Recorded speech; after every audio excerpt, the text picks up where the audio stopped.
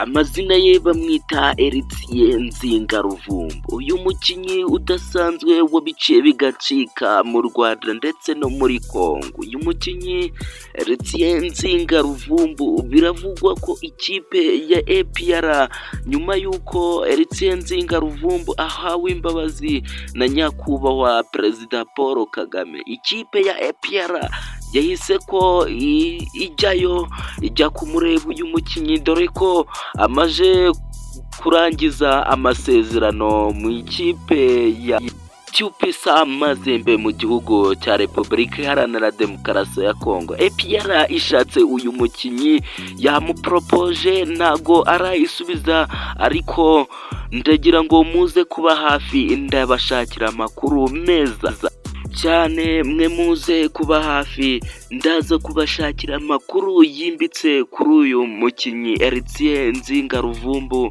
mu ikipe ya APR. Mwebwe nugukanda subscribe kugira ngo amakuru aze guhita ko abageraho direct.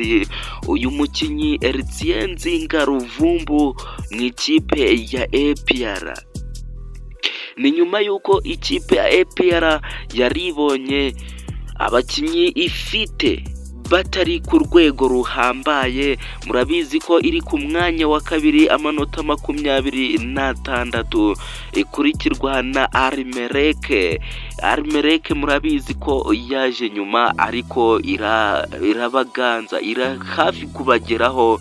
Rukumva ko ikipe ya APR ifite ibibazo bikomeye cyane. Ndagushimiye wowe, kanda subscribe isaha ku yindi uramenya amakuru yisumbuyeho kuri aya ngaya